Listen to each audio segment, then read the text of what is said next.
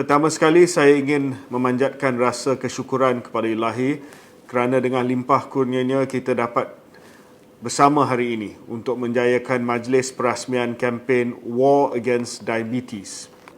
Saya amat bangga dan gembira melihat kesungguhan serta komitmen yang ditunjukkan oleh Jawatankuasa Penganjur bekerjasama dengan beberapa jabatan serta pertubuhan kesihatan dalam usaha untuk menjayakan kempen ini. Usaha ini merupakan satu usaha murni kerana ia secara langsung dapat meningkatkan kesedaran orang ramai akan kepentingan menjaga kesihatan diri. Hadirin yang saya hormati sekalian, diabetes telah wujud sekian lama dalam kalangan masyarakat kita dan untuk itu kita perlu berusaha untuk membendung penyakit ini daripada terus menular dan akhirnya akan memberi kesan terhadap kualiti hidup rakyat Malaysia.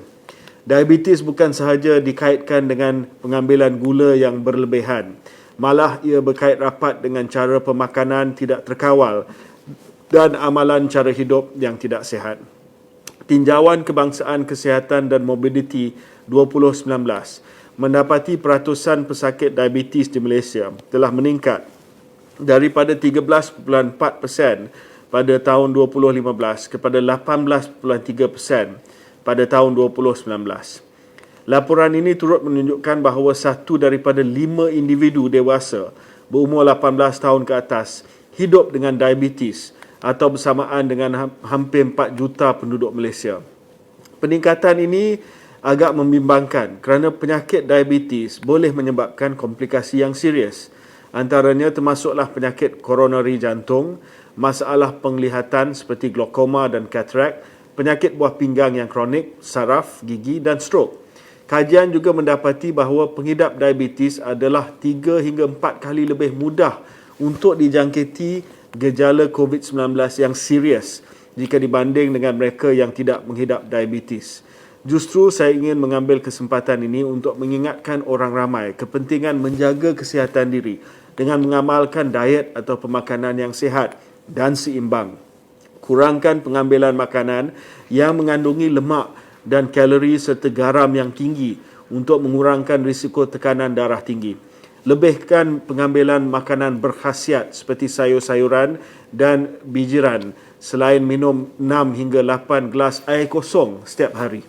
Puan-puan dan tuan-tuan sekalian, selain menjaga pemakanan, kita perlu terus kekal aktif secara fizikal dan elakkan gaya hidup yang sedentary atau gaya hidup yang tidak aktif, tak buat apa-apa langsung. Diet dan senaman dapat membantu mengawal berat badan serta mengurangkan tahap glukosa dalam darah ataupun gula dalam darah. Senaman juga boleh menurunkan tekanan darah tinggi, mengurangkan risiko serangan jantung selain dapat menguatkan otot-otot dan sendi. Tidak perlu menyertai mana-mana kelab sukan atau membeli peralatan yang mahal ataupun dapat keahlian gym yang mahal. Berjalan pantas merupakan senaman yang baik. Selain berjoging, berbasikal, berenang atau melakukan senaman aerobik di rumah anda. Stop with the excuses. Just do it. Kita juga perlu sentiasa memastikan paras glukosa darah dalam badan berada pada paras normal kerana tahap glukosa darah yang tinggi secara berterusan boleh mengakibatkan komplikasi. Jadi lakukan pemeriksaan berkala dengan membuat temujanji bersama doktor supaya kita sentiasa tahu keadaan kondisi badan dan tahap kesihatan kita. Malah kerajaan pun ada program PKB40, saringan kesihatan percuma bagi keluarga ataupun bagi individu B40 usia 40 tahun ke atas. Di peringkat keluarga pula, ibu bapa hendaklah menjadi contoh kepada anak-anak dalam mengamalkan cara hidup yang sihat bagi memastikan anak-anak kita terus sihat, cergas dan bebas dari sebarang penyakit. Kita sebagai ibu bapa hendaklah terlebih dahulu mengamalkan cara hidup yang sihat.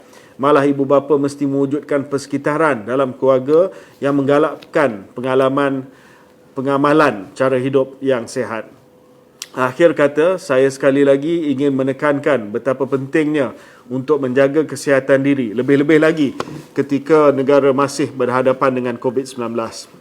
Saya ingin merakamkan sekali lagi ucapan tahniah dan terima kasih kepada pihak penganjur iaitu Selangor FC, Sanofi dan badan-badan yang terlibat kerana menjayakan kempen kesedaran ini. Dengan ini, saya menzahirkan sokongan saya terhadap kempen ini. Semoga kita semua sentiasa dilindunginya dan diberikan kesihatan yang berpanjangan.